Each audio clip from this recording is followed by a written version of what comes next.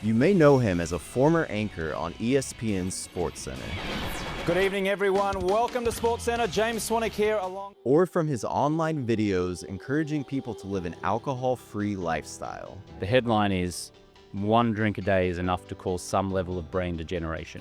Now that should be frightening. And today he joins Destination Unknown to share his knowledge. As it relates to sleep, you're better off drinking for breakfast than you are anywhere close to bedtime. When most people drink at nighttime, what they're essentially doing is they're clocking in for a night's work. So please welcome to the Destination Unknown podcast, James Swanwick. Before we talk about the bad of alcohol, I want us just to level set and be real humans here, because I know if we just go straight bad, people are like, okay, fuck this, we're out of here. What are the goods or the positives of alcohol? Because you and I obviously drank it one time and it did something for us. So what would you say are the goods and the positives of alcohol before we go hard on the negatives? Well, it makes us feel comfortable in regards to social connection. We feel part of a tribe. If everyone else is drinking it and we start drinking, then we feel included. We believe that it could create romance. We believe that it can create kinship and bonds between friends. We believe that it can relieve our stress and anxiety, albeit only temporarily. It's been present in our lives for many years, in some cases decades, so it becomes like a familiar friend or a comfort blanket. And we associate drinking alcohol with good times. And so we look back at, let's say, drunken exploits and we go, oh, they were great, weren't they? Those times were great. Geez, they were fun. So in that sense, you could say that it's a positive reinforcement of good times, of life and good memories, because alcohol's been present in many of those good times. So true. And I love the way you answered it, saying we believe. Alcohol makes us believe this. I know for me, I wanted to quit for probably 3 to 4 years before I could actually even hit 2 days. And there were certain blockers I had that I made up. And one was that I could never go on a date and have fun again, which is ridiculous. Cause I'm sure, as you know, women are actually into the sober thing, stability, consistency, know what you're getting. There's a lot of appeal to that. Yeah, I had a client once and he was very nervous about going out on a date and sharing with the woman that he'd asked out on a date that he was alcohol free. And I said, what are you worried about? And he said, I'm worried what she'll think of me, that she might think I'm an alcoholic, or she'll think that I have a problem, or she'll think that I'm not fun and that I'm a killjoy and that I'm dull, that I'm boring. And I invited him to reponder it and said, maybe she's looking at you and going, wow, finally a real man. Finally a man who knows what he wants. Finally a man who's confident in the fact that he doesn't drink. Yeah. Finally a man who's so confident and so conscious that he prioritizes and values his health and conscious communication. And I said to him, maybe she's going to be feeling awkward if she's drinking, because she's like, wow, I've got to really level up to this man. And he was like, wow, that's such a positive reframe. Anyway, he went out on the date and he shared with the woman that he didn't drink. And as I expected, she was like, oh, wow, I'm very impressed. Yeah. And they drank soda water, ice, and some lime, a couple of mocktails. They had a wonderful time. And there you go. And it can be fun too. Any pattern disrupt on a date is fun, right? Because everyone goes and does the same thing, grab drinks. So when you're coming from a sober angle and you can be let's do mini golf, it's just a pattern disrupt, which is fun and exciting in its own right. I'm not single now. I have a wife and a daughter, but when I was single and I was dating alcohol free, I would always suggest a walk, a daytime walk. That's what I do too. I'd suggest a morning juice, a hike, a stroll through a park. Yeah. It was all deadly. Yeah. Because they don't expect that. Or at least the women that I asked out on the dates didn't expect that, because they're used to guys saying, hey, would you like to go out for a couple of drinks? Can I take you out for dinner? And then they'd offer them drinks, etc. And so suggesting a daytime walk to the woman, at least in my experience, was like fresh and new. Yeah. I mean, I will say, like, I've had some women be like, "Well, that's not a date," and I'm like, "Okay, well, that's probably good for us to know now, like that." But we're talking from the woman's point of view, just in our scenario right now, but like also as the sober man, like you're going into it with a clear conscious of what you want, what you don't want, as well as, we're all guilty probably of a drunk hookup that we regret, or the standards just lower so much when you're drinking. And it's like, I remember going on dates, multiple dates with someone, and then around date 4, when we finally have our first sober date, I'm like, I don't know that I'm into this. Like, the alcohol let me tolerate or think I was enjoying their Yeah. presence. Yeah. I would actually invite you to rephrase the term sober and sobriety. In our organization at Alcohol Free Lifestyle, we use the term alcohol free. Mm-hmm. So using terms like sober, sobriety, recovery, alcoholic, surrendering to a higher power, I'm powerless over this disease. We don't use any of that verbiage because we feel like it keeps people stuck in a very negative mentality and identity. So instead, I would submit, try saying, "Oh, I've been alcohol free now. I'm alcohol free. I choose alcohol free alternatives," as opposed to sober and sobriety, because the connotation with sober and sobriety is that under normal circumstances you would choose to drink, but you can't. You have to be sober. Yeah. And there's such a negative connotation with that term sober and sobriety for most people. It's like smoking cigarettes outside the AA meeting. Yeah. Yeah. Yeah. So I would submit a more empowering verbiage is I'm alcohol free. Yeah. I've been alcohol free for 6 months now, a year, 15 years, or whatever you want to say. And to your point regarding the, when you are clear from alcohol, all of a sudden you have this uncomfortable clarity of your new reality.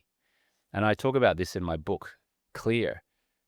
And the chapter is actually the uncomfortable clarity of your new reality. And that is that when you remove the numbing agent of alcohol, suddenly you start to ponder your life and you start to see clearly. And now it can be, oh, I'm in the wrong relationship. I'm in the wrong career. And you've realized you've been kicking the can down the road for sometimes years or decades with alcohol. But then when you remove the alcohol, it's not all sunshine and rainbows all of the time. It can be. But that very uncomfortable feeling of, wow, now I actually get to be with myself. I get that space to think about my life, where I'm going. A lot of people realize they don't like where they're going. It's those first 3 months are rough. They can be rough. For me, they were rough. I Yeah. will say that. I just didn't know what to do with myself, if I'm being honest with you. I never ate sweets. I started eating ice cream. I just started doing all of this random stuff. And the way that I portray that feeling is I just felt uncomfortable. That's the only word that I can. And it's funny that that's in the chapter. Yeah. I kept telling my buddy, like, dude, I don't know how to describe this feeling other than uncomfortable.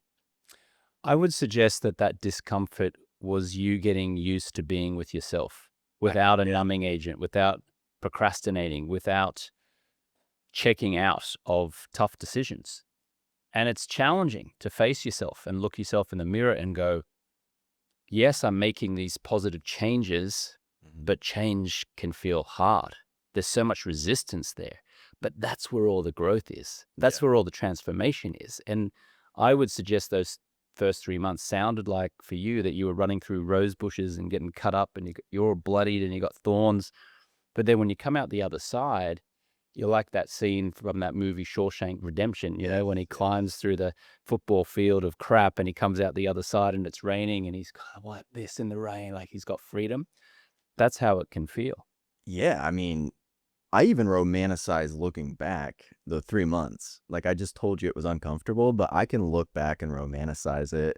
And I remember all the music that I listened to during that time and I would go to these random online meetings and like formed bonds with men there. It was a men's group. And yeah, I mean, just like anything, right? Anything hard is probably going to give you some sort of like euphoric, romantic feeling to look back on. You look like a pretty fit guy. Do you work out in the gym? Yeah.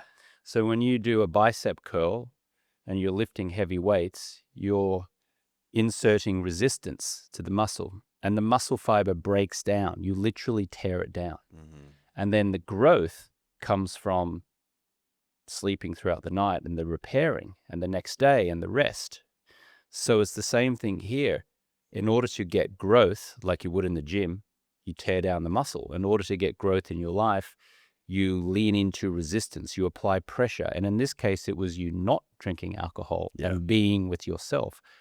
There's the resistance, there's the pressure. But guess what? You've grown as a result of that. You grew, you became more conscious. What did happen after 90 days of not drinking? Like, how did you feel? I mean, my confidence like skyrocketed. That's one thing that was very, very noticeable. Anxiety dropped like crazy. Kind of, anxiety down, confidence up. Sleep was amazing. I know that's like a big one for you. Energy skyrocketed. It was amazing. And like also you just feel proud of yourself. Like that's one thing that I think is not talked about enough in sobriety is for some people, and like maybe myself, I don't know, I haven't reflected on this enough. That might be like their first real accomplishment in life that they're like, damn, like I actually did that and I'm really freaking proud of myself. You know why you're so freaking proud of yourself? Because very few people on planet Earth will ever accomplish what you accomplished, which is to take 90 days alcohol-free. Most people are unconscious, walking around, drinking alcohol, procrastinating, kicking the can down the road, creating stress, anxiety, irritation, feeling like they must drink in order to have fun, feeling like they must drink to reduce their stress and anxiety, feeling like they must drink in order to celebrate or commiserate. Yeah. And it's all a nonsense. We don't need any of that stuff. And alcohol is simply attractively packaged poison. And there are smiling assassins all around us. And I refer to as a smiling assassin as someone who's smiling as they're offering us a drink. It's the waiter or the waitress. Hello, sir, can I get you a drink? Hello, sir, can I get you a drink? Would you like a glass of regret and shame? Hey, can I get you 20 additional pounds of unwanted body fat? Can I get you started with some unwanted shoulder fat? That's essentially what they're doing. And then you go to a party or a function where the hosts are trying to be very nice and pleasant and polite and hospitable. And they're like, oh, hey, Blazik, hey, James, can I get you started with a drink? We've got wine, we've got beer, we've got some vodka. What can I get you? Now, they're being nice. They're well-intentioned, but nevertheless, they're inviting you to drink straight poison. It's attractively packaged poison, but it's poison. It's literally a bottle of toxins. Yeah. And so that feeling of confidence or accomplishment that you experience from being alcohol-free, I would submit is in part because you broke cultural conditioning. And cultural conditioning is it's normal to have a couple of seemingly innocent drinks most nights of the week. Yeah. You broke the trend. You broke it. You saw through the cultural conditioning. You took a break. You took a stand. There are very few people on planet Earth who have done that. Thankfully, they're doing it increasingly. The numbers are going up. Yes. I mean, here in Austin, we have every Saturday now, there's a 10 a.m. DJ set at coffee shops. Have you heard about this? No. Get this. I don't know when they started it, but 2 weeks ago, there was 300 people in line to get a coffee at this event. 300 people were going to this sober event to get coffee. And that's the line's 300 people. That is insane. Like, sober events are actually becoming really cool, and people are getting much cleaner dopamine is kind of a way I look at it. Like the DJ set, they have the ice plunges there, they have the saunas there. It's like this very natural dopamine. Yeah, amazing. There's a tidal shift happening in society right now where more and more people are turning their back on alcohol. Yeah. In fact, alcohol's reputation is crumbling. The most recent generation who can drink have never drunk less compared to previous generations. Interesting. And that's why we're seeing a lot of alcohol-free drink companies coming up. And I mean, they're in the fridge over there. Like, yeah, they're everywhere. And it's becoming much more accepted to drink alcohol-free drinks, whether you're at a bar, a restaurant, a party, or a work event. The liquor companies are terrified because their revenues, well, they certainly are, but the liquor companies are terrified because their revenues are plummeting, which is why they're scrambling to create these 0% beers like Heineken Zero, Budweiser Zero. Interesting fact, Heineken Zero in 2023 accounted for 11% of all Heineken sales that year. That's incredible. 11% of all sales of Heineken were from their 0% beer product. That is astounding and marks a complete transformation about how society views 0% beers in 10 years. 10 years earlier, the only thing you could get was O'Doul's. O'Doul's. Yeah, 10 years earlier, the only alcohol-free beer that anyone really was conscious of was O'Doul's. And I remember I drank an O'Doul's beer years ago in Hollywood, California, and my friends were like, "What are you drinking that stuff for?" Whereas now, it's perfectly normal to be seen drinking a Heineken Zero or a Bud Zero. I see Champions League football as soccer advertisements now in Champions League games. It's all Heineken Zero. There are Formula One race teams now that have got Heineken Zero beers as one of the sponsors. So it's happening. There's a tidal change happening in society right now. They're putting it at the front of the marketing campaigns. I mean, I feel like I see Heineken Zero more than I see Heineken. I think they're going all in on it. Like, yeah, it does feel that way. If it makes up 11% of all Heineken sales, you've got to double down on it. You got to. I really believe that in 20 years or so from now, we're going to look back on alcohol with the same level of disdain that we currently do cigarettes, because people are becoming increasingly aware of the health challenges that alcohol presents, and they're becoming increasingly aware of how great they feel when they go alcohol-free. That's the thing, man. You really do feel great. So I want to make sure that we talk about this. So we say, we're saying alcohol-free here. We're saying living alcohol-free. Oh, we feel great. One of my misconceptions, and I kind of mentioned this earlier, was that once I stop drinking, I'm boring. I don't have fun. Like, what do I do, So how would you describe an alcohol-free lifestyle? Yeah. An alcohol-free lifestyle is living a life of health, wealth, love, and happiness. It's being conscious about your sleep, waking up in the morning, expressing gratitude and appreciation instead of expectation. It's being calm. It's responding to life's pressures as opposed to reacting to them. It's engaging in personal development. It's being growth-minded. It's focusing on your nutrition. It's understanding which foods are good for you and which foods aren't great for you. It's understanding how you process your emotions of stress and anxiety instead of numbing them with alcohol. It's how do you truly live the values and morals and ideals that were instilled in you probably when you were younger, but which you've lost sight of as you increasingly come into adult years.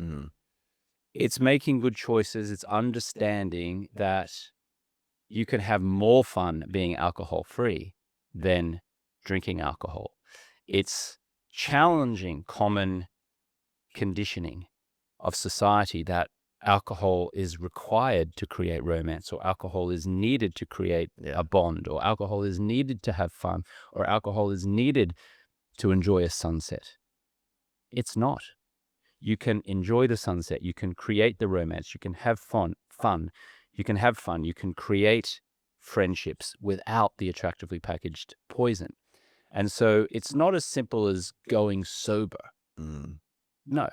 It's choosing a style of life. It's choosing an alcohol-free lifestyle. And that alcohol-free lifestyle is a style of life. It is focusing on your health, your wealth, your love, your happiness, your relationships. It's being growth-minded.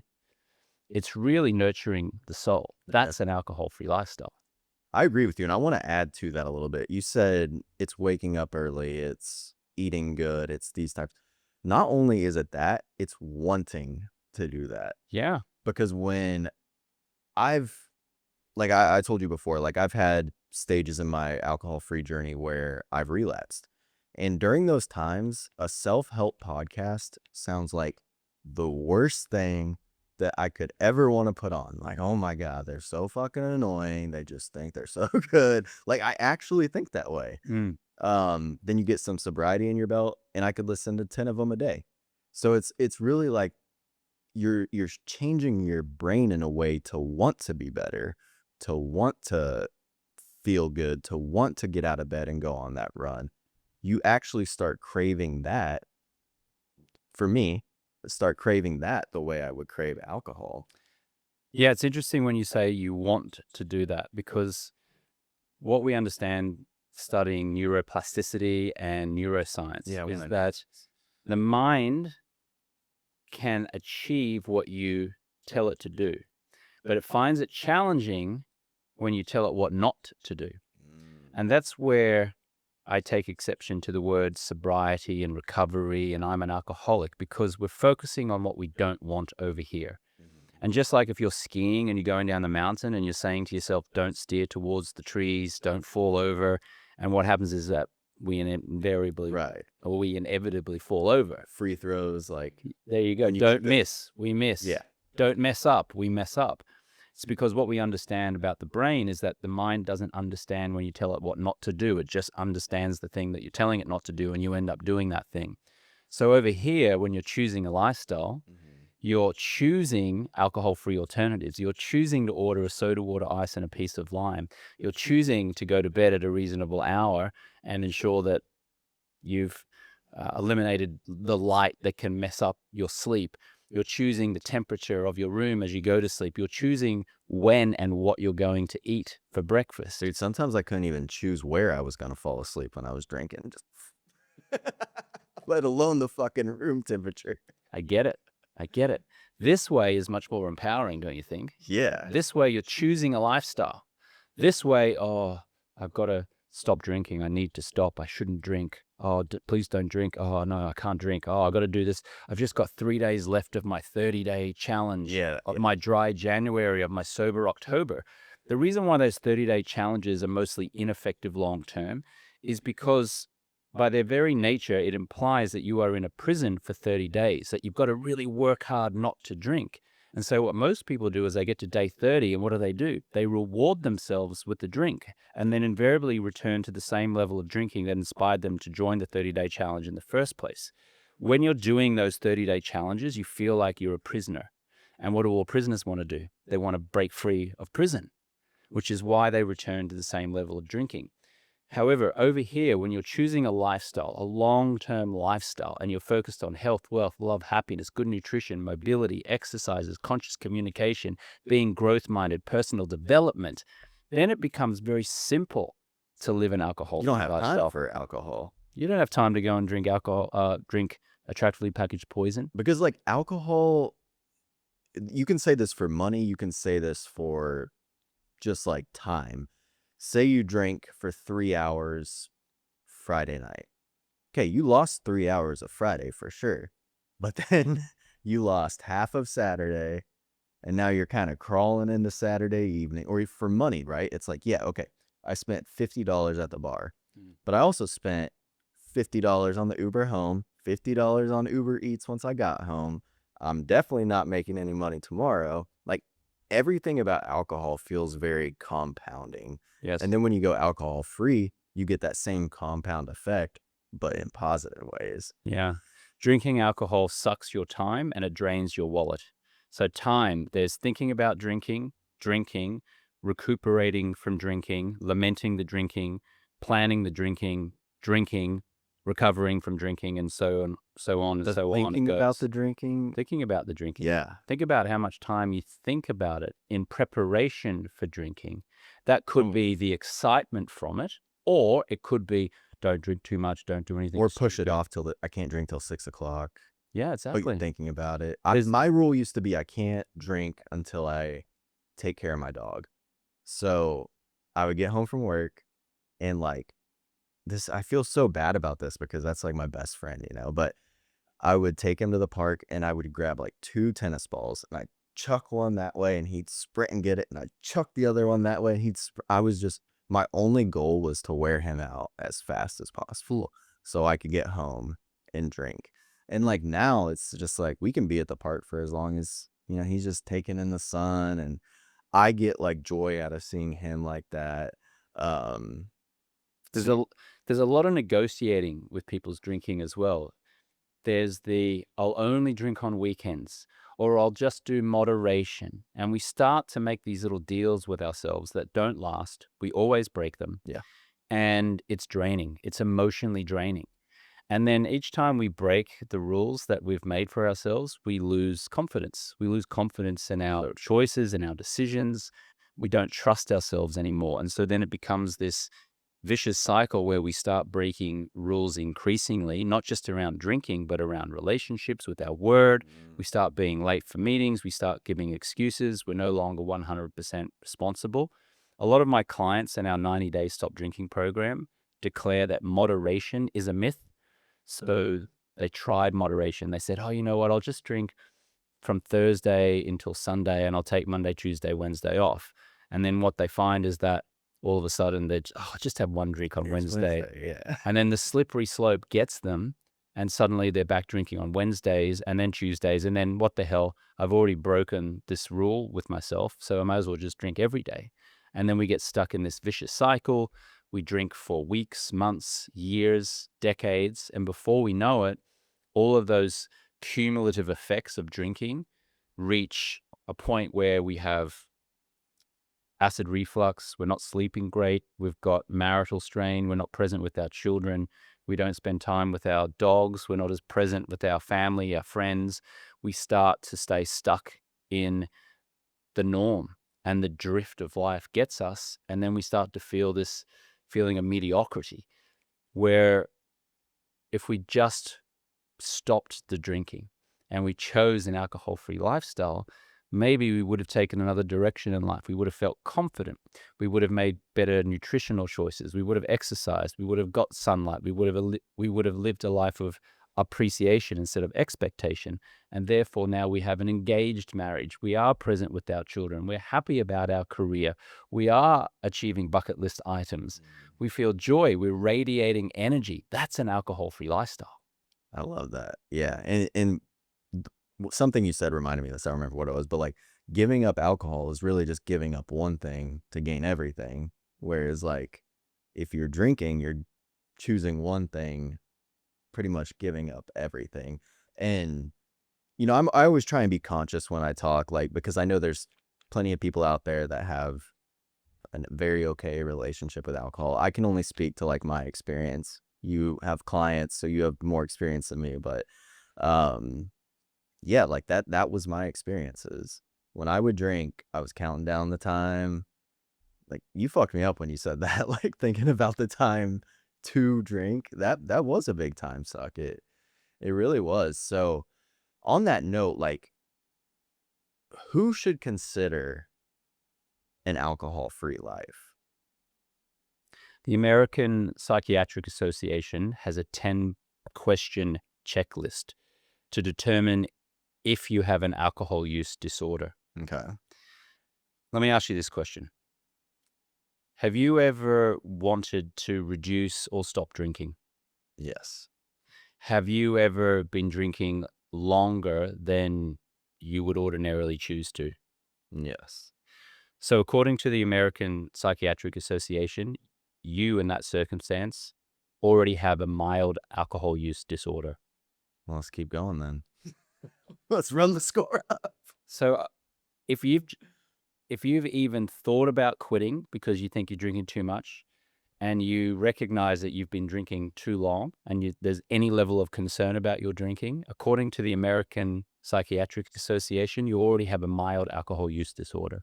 That should be frightening for almost any drinker on the planet. It is alarming, yeah, like that those are the two criteria. And now we have like Huberman, yourself out here talking about the real scientific data that shows drinking is bad. What are just some, like, off the top of your head, some wild statistics or facts about alcohol? There's no amount of alcohol that's healthy for you. There was a 2022 study of 35,000 British middle-aged adults, which showed that even one seemingly innocent drink per day, just 7 standard drinks per week, was enough to cause white and gray degeneration in the brain, white and gray matter degeneration in the brain.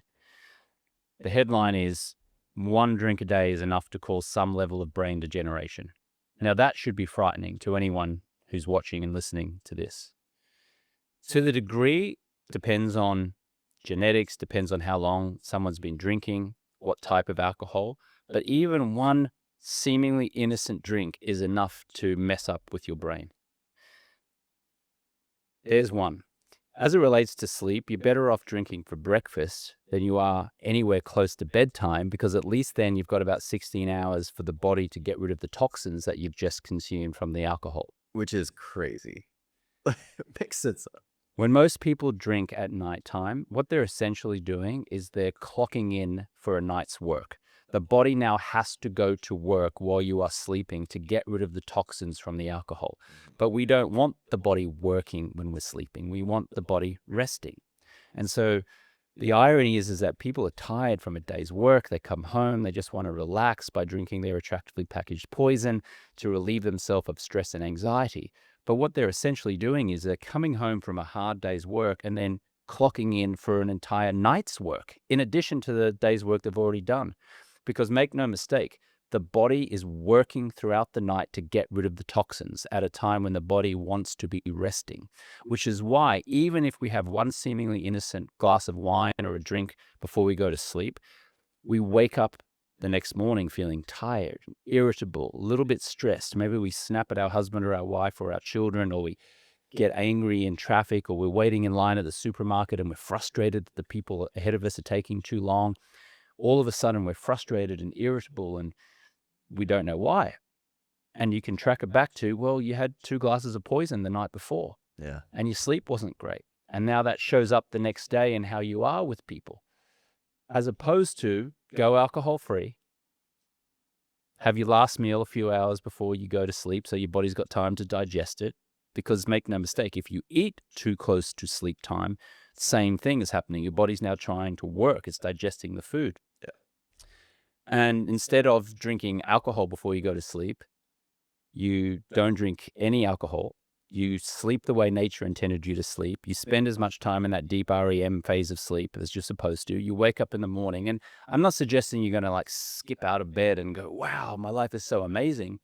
But at the very least, you're not dragging yourself out of bed going, oh, I shouldn't have had those drinks last night. You know what happened to me is I started sleeping more. Like when you talk about getting out of bed early, I was just finally kind of sleeping for the first time. And I was like, whoa, this is trippy. And then when I come out of that fog or haze, I'm like, okay, I feel pretty good. But yeah, my dad used to have 1 glass of wine a night, very level guy, right? He got a fitness tracker and he was trying to get his sleep dialed in. And he started noticing the nights he wasn't drinking, he would score 100.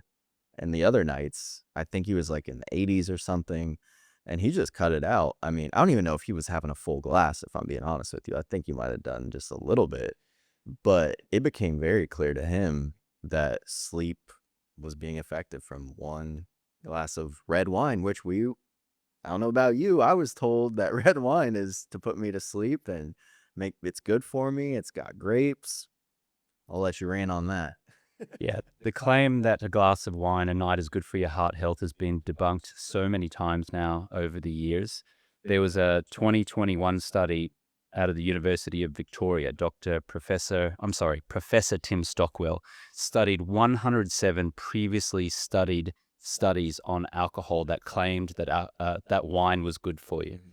And what he found of those studies, which involved 5 million participants over 3 decades, almost all of the studies were either, quote, skewed or biased. So when you look into who's funding these studies, a lot of times you can trace it back to big alcohol or bodies or foundations or organizations that are funded by big alcohol. Interesting. Always goes back to that. In 1991, there was a 60 Minutes episode, and this was at a time when 60 Minutes, the TV show, was huge. This is before the internet really got going, when commercial television was still a thing. And in 1991, there was a 60 Minutes episode where a French scientist who also was a winemaker was quoted on this episode saying that a glass of red wine a night may be good for heart health. Now, the 60 Minutes journalist, his name was Morley Schaefer. And at the end of this episode, he raised a glass of red wine and looked into the camera to 33 million Americans who were tuning in that night and said, so the secret to a great life and a long life might be in this glass. Cheers. And then he went to sip the red wine. Now, the following day, US airlines reportedly sold out of all red wine because their passengers were like ordering wine because they'd seen this episode the night before. In the month after that episode aired, there was a 39% spike in red wine sales across America. 39? 39%. The next year, okay, a year later, they re-aired the episode in 1992. There was a 40% spike. And over the course of that 1 year, sales of red wine spiked by 38%. That is an extraordinarily huge increase in sales. Sure. There was just one problem. The claim that red wine was good for your heart was not true. It's been completely debunked now in the 3 or 4 decades since that episode aired. What we now know with increasing studies and more understanding about the brain and better medical equipment and all these repeated studies now, there is not any amount of alcohol that is healthy or good for you. Right. Yeah, and I mean, the sleep alone, like I know you're a sleep guy. The sleep alone has to be, unless you're just going to have your red wine for breakfast, like the sleep part alone can mess up your life, really. I mean, if you're having more than 2. And like, here's something I want to talk about because I think it's interesting and I haven't heard you talk about it before. A demographic that I'm interested in is, I would say, 25 to 40-year-old women that just had kids. I see a lot of, I think it's called like mommy wine culture, where new moms, they might either in the evenings or during the day, like they go to the parks and they have the wine in their tumbler and everyone's kind of doing it and it's cute and it's fun. And it is at first, right? Like it is cute and fun, maybe. And then you just gave me some evil eyes over there. I don't consider that cute and fun. I understand that there is a perception amongst some that that's cute and that's fun. Wine o'clock, Yes. mommy culture, let's all get together and drink some attractively packaged poison. I get that the perception can be that it's cute and fun. And they have the tumblers that, this is wine, not coffee, like whatever. But that demographic is interesting to me because the way that the position they're in, I should say, like they're taking care of a newborn or a kid. Like, that's not a situation you want to be in where you're just not present and all of that. So I find that demographic very interesting. Yeah, mommy culture. It's mommy wine culture. Mm-hmm. And look, I get it. The one positive that I would say out of that is that it does create community. Yeah, and community counts for something. It does. It creates a lot.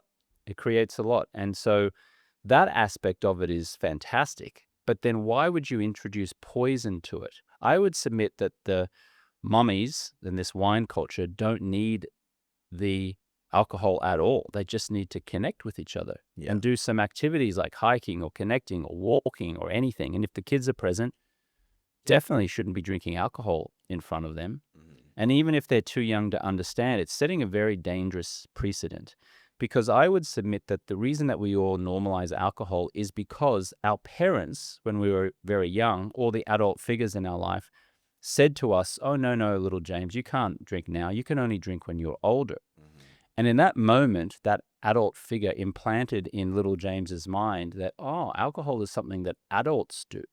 Alcohol is something that I get to do when I'm older. Oh, that's a rite of passage.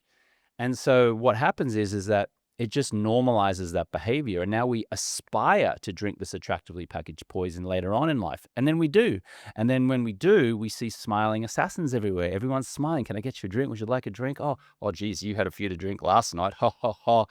And so this perpetual myth that alcohol is fun and admirable and something we should aspire to consume is just perpetuated. Mm-hmm. So as it relates to the mummy culture that you were referencing, I would suggest that they try everything they can to eliminate alcohol from their get-togethers. Get together, yes, but don't be consuming alcohol, and certainly don't be doing it in front of children. Yeah. And I mean, let's not let the dads off easy either, because they get home, first thing they do, you know? Like, I'm not saying everyone, but you see that beer cracked, now you're associating that with like unwind. Okay, this is how I unwind. And I'm not a parent, right? I've never been a parent. I don't understand life from a parent's point of view, but I can say I would think when you have your kids, you would want to be as present as possible to be there for your kids and like emotionally, and it would be something that I could see encouraging me if I hadn't got sober now. Like, there's no way I could have lived the way that I lived when I had a kid. Something would have had to give. One of the biggest pain points that we hear from our clients who come to us for help stopping drinking is they're not present with their children. Really? Whether the kids are young, toddlers, teenagers, or grown adults, our clients are coming to us saying, I'm drinking, I've lost the trust of my children, I'm not present with them, I'm distracted, I'm irritable, and I can feel my relationship with my kids drifting away. That's one of the biggest pain points. That's getting goosebumps. That's sad. And what does like being present look like versus a drinking parent? I would love your point of view from like someone who is a parent.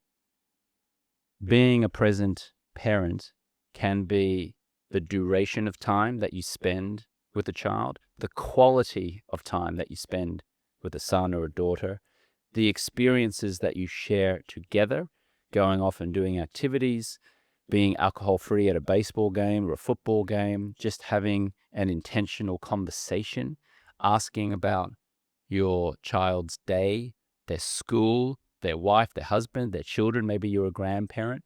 It's being intentional about the duration and the quality of time, the depth of conversation. Success for a parent is your kids wanting to spend time with you, not out of a sense of obligation, but they're actually proactively suggesting ways that they can connect with you. A lot of parents complain like, oh, my kids are drifting away. I have to call them. They don't call me back. Success when you're alcohol free is being present, being engaged, being loving, and having your kids want to spend time with you. That's what a lot of our stop drinking clients desire. That's what they've lost as a result of their drinking. A lot of folks come to us and say, you know, I've got poor health. I've got acid reflux, my blood pressure's high, I can't sleep in the night, I'm waking up at 3 o'clock in the morning, I can't get back to sleep. That's very painful for them. But the most painful is the irreparable damage that they have done to their relationships, whether it's with a wife or a husband or a loved one or a son or a sister or a brother or a boss or a colleague or a team member or a friend. That is very painful. I'd also say this. You mentioned like being a successful alcohol-free parent is that your kid wants to do things with you. When I became sober, my inner kid came out and I started enjoying things that I did as a kid. Life got simpler. I don't need to go out at 11 o'clock at night and see a rock band to be excited. I can just like piddle around, you know, I can go on a walk. So I think there's something there too where, you know, as a alcohol-free parent, maybe you're up here, this is adult land, this is kid land, we'll just use these terms for what it is. And then when you get sober, you start coming back down into like your kid spirit and you become more pure and a little less jaded. And those are like, from my experience, I could say that. There's a difference between pleasure and fulfillment. So pleasure is seeking a temporary high, which is what alcohol gives us, right? We drink it, we get this dopamine release, we feel good in the moment, we feel good temporarily, but then that stops. And then the absence of pleasure, if we're not fulfilled, can be pain. And that's when we go into other ones like sex that are pleasure, like sex with strangers, or then you're with the compound effect again kicks in. Yes. Pleasure is very short term. Fulfillment is the calm and the peace and the joy that you experience from a life well lived, not from a night well lived, but from a life over weeks, months, years, and decades. It's being a good person, having high morals, good values, being connected, having present conversation, taking care of your health, your physical health, your mental health, accomplishing things over many months, many years, many decades. It's a life of appreciation, not expectation. That's fulfillment. Pleasure is running around, drinking alcohol, reducing your stress and anxiety temporarily with alcohol, experiencing experiencing high highs, but then experiencing low lows. Fulfillment is a much more measured overall contentment. It's the fulfillment of good relationships, good health, good morals, high values. You get to fulfillment from choosing an alcohol-free lifestyle, because that alcohol-free lifestyle enables your true nature to come through, which is joy, peace, calm, contribution, significance, growth, open-mindedness, personal development. That's where the joy of life is, in the fulfillment, not the pleasure of the drinking, but the fulfillment of a life well lived. Yeah. You can just go ahead and drop that microphone if you want to. That's a mic drop right there. Okay, so you've done a lot of things in your life. Like, you were an anchor on SportsCenter. You have like multiple businesses. You're an investor. What about this journey of helping others become alcohol free is so important to you that you chose to dedicate your life to it? I was a socially acceptable drinker growing up in my native country of Australia years ago. That's like, what, 30 rack a day? Yeah, I used to drink 2 or 3 drinks most nights of the week. I rarely got drunk. I never woke up in a ditch. I didn't get a DUI. I didn't get arrested. I wasn't an alcoholic. But I was a consistent drinker for at least 18 years. And I got to age 35 and I woke up one morning, looked in the mirror, and I looked at myself, and I had about 35 pounds of unwanted body weight. I had bags under my eyes and crow feet. I was irritable, stressed. I wasn't sleeping well. In summary, I was blah. And blah is mediocre.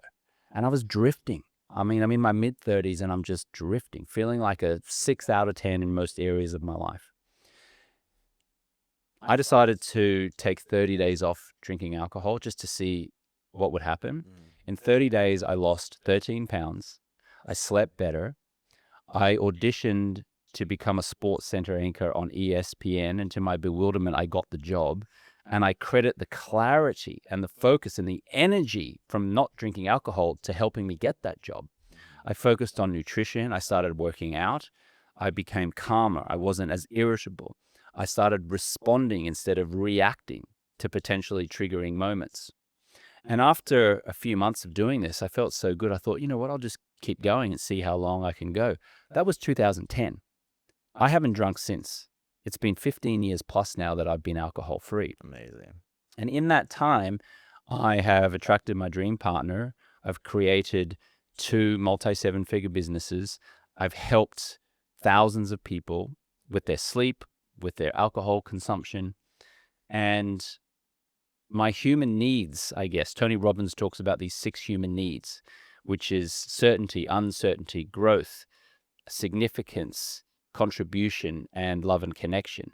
And he says that if you got all those 6 human needs met, you have a wonderful life. I have all of those human needs met with this business, with this stop drinking organization and this mission that I have. And so I feel great about that. So you asked me, how did this start? Like, what drives me? Initially, it was just the incredible benefits that I experienced from living an alcohol-free life. And then people started to notice. I remember I was living in the Hollywood Hills in California at the time, and I was going to these hedonistic parties up in the hills with open bars. And I was the only one not drinking. And people would come to me and say, how are you not drinking yet you're still dancing on a table? And I was like, I don't know. I'm just loving being alcohol-free. Yeah. I went to the Playboy Mansion as a drinker before I stopped drinking. And I went back to the Playboy Mansion to a party as a non-drinker. As a non-drinker, I had a far better time, much more enjoyable. I remember more of the details there than I do of the first time. And after a while, I thought maybe I could start to help people to stop drinking because I'm getting enough people asking me about it that they're curious. And that's how I started this organization called Alcohol Free Lifestyle. And now we've helped thousands of people all over the world, mostly high achievers, business owners, executives, CEOs, physicians, dentists, chiropractors, investors. And now I've produced this book called Clear, which is, the subtitle is, it's Clear, a neuroscience-based approach to help high achievers finally break free from alcohol. And we do so using neuroscience, and it just lights me up. I mean, my 6 human needs are met, gives me significance, contribution, growth, and it's kind of like entrepreneurial utopia. And by that, what I mean is if you have a business that can help someone get off drugs, including alcohol, you are creating generational impact in that person. They are now no longer stuck drinking alcohol for stress and anxiety. They're no longer irritable. Their stress and anxiety has been reduced. And then the people in their lives, whether it be staff, a mother, a father, a sister, a brother, a husband, a wife, a child, they observe you living an alcohol-free lifestyle and the positive benefits. That then impacts their behavior. That creates generational impact in that person. So when I say entrepreneurial utopia, it's running a business that creates generational impact in people. Yeah, that is a cool kind of way to look at it for sure. I love that you work with high achievers and like you listed off doctors, lawyers. This is another thing that like when I got into the alcohol-free lifestyle that shocked me is I know like you're not really a fan of AA. I'm not personally not either. But when you go to those rooms, I think I had an image in my head that I was going to be the best, most successful person in the room, even though my life was like nothing to brag about at that point. But you do get in there and you realize that a drinking problem or whatever you want to call it isn't being homeless and living under a bridge with a brown paper bag. Your doctor, your surgeon. I mean, I listen to a lot of sobriety podcasts. You can hear some scary shit of like an anesthesiologist who was fucked up doing that. That alcohol knows no class, knows no salary, knows no status. It can get anyone. Doctors are some of the biggest users of alcohol out there. It's frightening. Many of our clients are anesthesiologists, surgeons, ER doctors who are coming to us drinking a bottle of wine a day. They're stressed, they're anxious, and they're turning to alcohol to relieve them of that stress and anxiety, at least temporarily. The challenge is, and I'm not suggesting that they're under the influence as they are operating, but some of them probably have been. Yeah. But even if they're not, certainly, at the very least, they're tired, they're irritable, they're overwhelmed because of their drinking. And so that could lead to some pretty dire decisions that they're making on the operating table. 100%. Pilots. We have a lot of pilot clients who come to us who are stressed. They're on different time zones. They can't sleep very well. And so they turn to alcohol.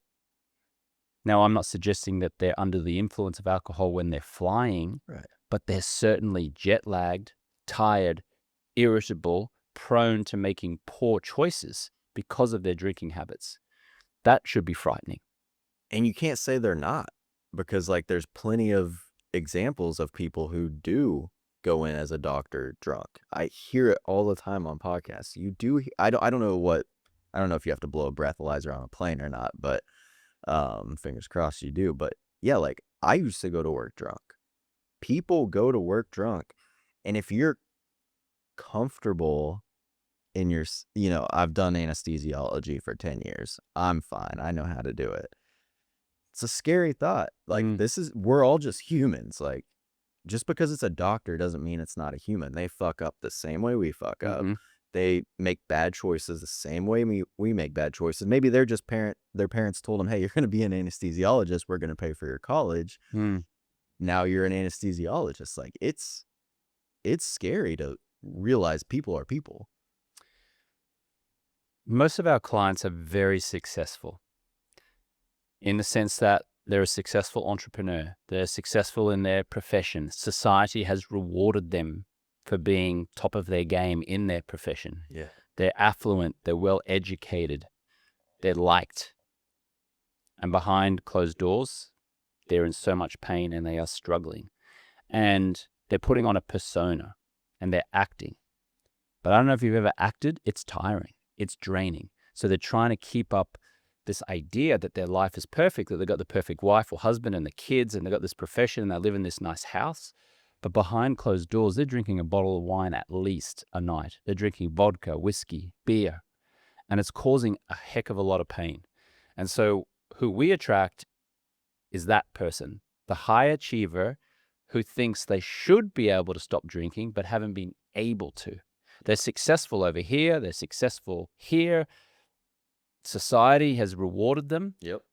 but they just can't fix this one thing. They can't solve this one problem of alcohol. That's who we tend to attract. And then what we do through our 90-day stop drinking process is that we dehypnotize them regarding alcohol.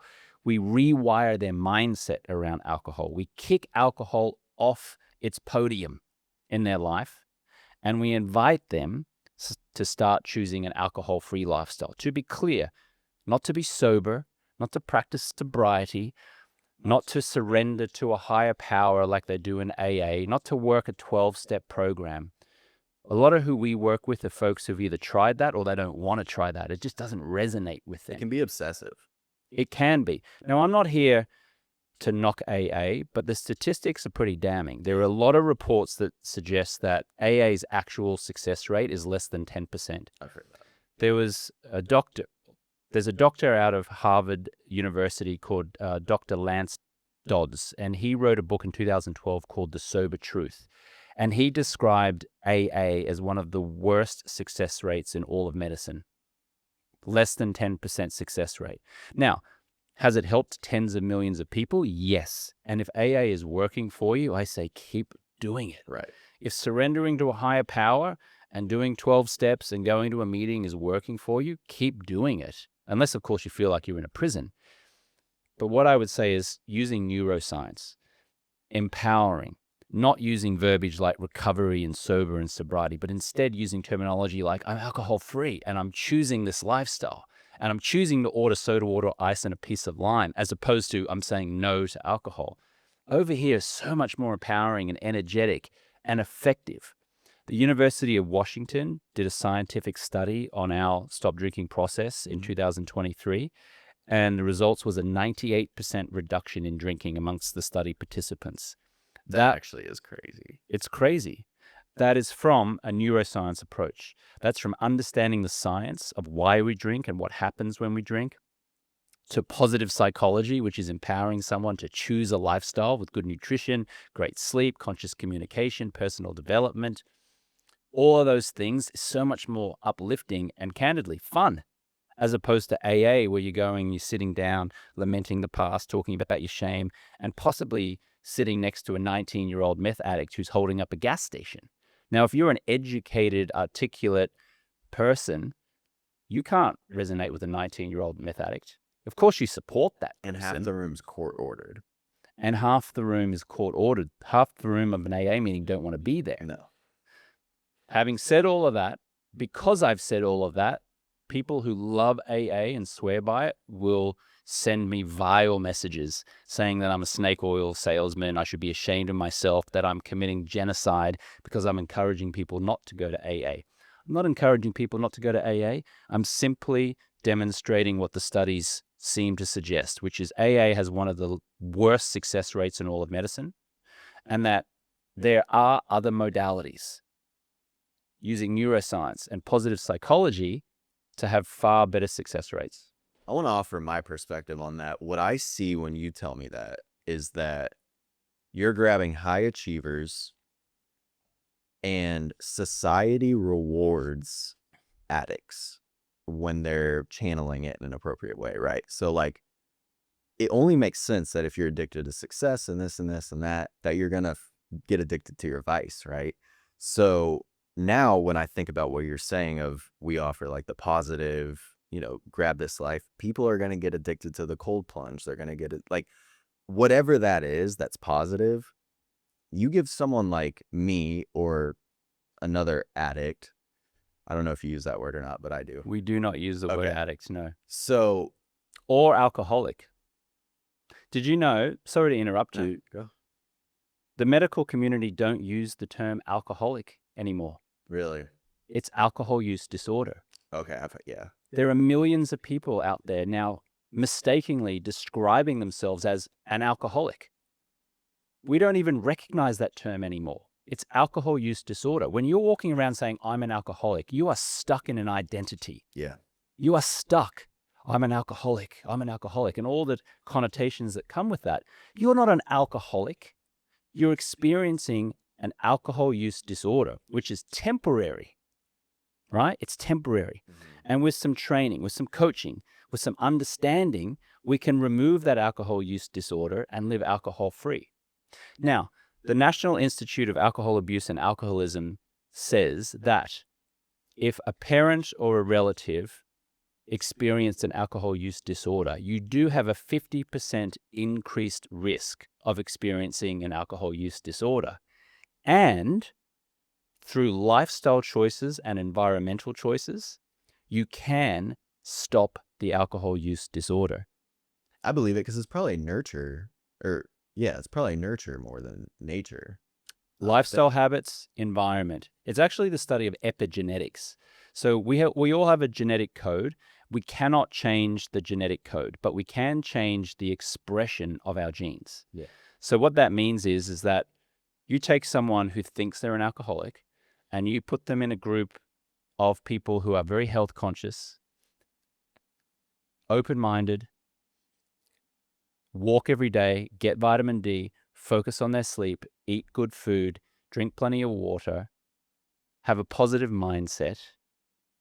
You will quickly destroy that label of I'm an alcoholic.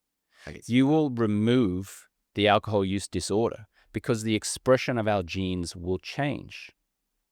And now that person gets to live alcohol-free, free from the stigma of alcoholism runs in my family. Oh, my father was a drunk, so therefore I'm an alcoholic and I can't do it. I say BS. From what we understand today through epigenetics, we can change our genetic expression through lifestyle choices and environmental factors. And that's the neuroplasticity piece, is that it's actually, you can reshape it. If you want to get six-pack abs and you're overweight, go and hang out with 5 guys who have six-pack abs for 3 months. Eat a shit ton of chicken and rice, and Do you know what'll happen? you'll You'll get six-pack abs. Yeah. Walk around telling yourself that you're an alcoholic and, oh, alcoholism runs in my family. You'll keep taking the actions that are representative of an alcoholic, even though the term alcoholic doesn't even exist in modern medicine. It's alcohol use disorder. That reminds me of a lot of the stories I listen to. People say, they phrase it in the way of, I lost friends. Oh, when I got alcohol free, I lost friends. But they didn't. But then they also almost always follow it up with, but they were really just my drinking friends. Like, we didn't really have anything in common. It's just we had the group text. We could hit it up, hit 6th Street. That's a squad. You have someone so you don't have to go alone. But I can't say that I've lost any real friends from going alcohol free at all. When you choose to go alcohol free, you don't lose friends, you upgrade your friends. Yeah. When I stopped drinking, I didn't consciously cut away my friends, but I just started naturally gravitating towards a group of new friends who were more health conscious, who either didn't drink at all or drank modestly and they didn't need alcohol in order for social engagement. Stopping drinking alcohol was like this domino effect. As soon as I quit drinking, the first domino knocked over the second domino, which was all of a sudden I started focusing on my health. That domino knocked over the second domino. What am I? Domino? Domino, yeah. Yeah. Let me start that again. I'm getting mixed up with Domino's pizzas. Stopping drinking was the first domino that knocked over all the other ones. So essentially, I started hanging out with, let's call it a higher caliber of friend. I started making healthier choices. I started sleeping better. I started attracting someone who was on the same frequency as I was. So my romantic relationships improved dramatically. I started dating women who either didn't drink at all or didn't require alcohol in order to date. Yeah. And fast forward to today, some years later, my friends' network are mostly either alcohol-free or they just drink very modestly. Yeah. And the depth of conversations we have is far more enjoyable than the conversations I was having in a bar with my friends. Dude, we're going to start this business. It's going to be sick. You know how many businesses I started or I wanted to start when I was drinking at the bar? I was a machine with the ideas, that's for sure. Yeah. Zero execution, in case you're wondering. Yeah. It's also shocking how, for me, it was shocking that when I quit drinking, I was like, damn, no one really drinks like I did. Like, people would be like, yeah, we don't have to drink. Like, they're totally cool with it. Like, my friend group was, or a lot of people I meet now, people that I date, like, they seem cool with not even thinking about alcohol. And like, in my mind, when I quit drinking, that was it. There went my social circle. There went dating. Yeah. And it just blew my mind. That's not the case at all. Most drinkers mistakenly believe that when they quit drinking, they're going to be dull, boring, or that their friend network is going to care. They worry that their friends are going to think that, oh, is he an alcoholic? That they're going to give them a hard time. Come on, just have one. The reality is that no one really cares. Yeah, that never happened to me. Someone like encouraging me to drink. Never once in 4 years. Most people don't care. They're too worried about themselves to even notice. And even if they do notice, they probably ask questions out of curiosity because they're interested in going alcohol-free themselves and they're inspired by you. So we have this mistaken belief that if we stop drinking, we're going to be ostracized from the tribe.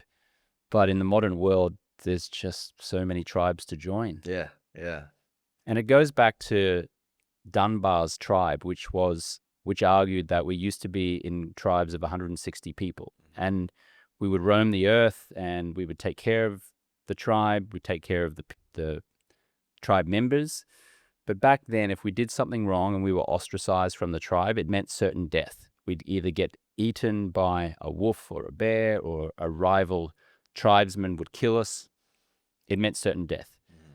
That same reptilian thought and fear that we have is with us today in the modern world. And that shows up with, oh, if I stop drinking, I'm going to be ostracized from the tribe. And the tribe being a whole bunch of drinkers, friends, colleagues, a boss, husband, wife, society. And so it's a very real fear that we have, but it's an unrealistic fear in the modern world because we're not going to get destroyed by a rival tribes and we're not going to get eaten by the bear or the wolf. And we can just join another tribe. And you're not going to be alone. You're definitely not. You could form more community. I think that's another thing people don't understand. There's like the Phoenix, right? Have you heard of the Phoenix? Yeah. It's a social club. All these cities, I'm sure it's in Seattle, like basically it's an app. Right now, like we could log on and there'd be like a pickleball meetup tonight and there would be like a rock climbing meet. They have like 2 to 3 events per night in Austin, 7 days a week. You want community?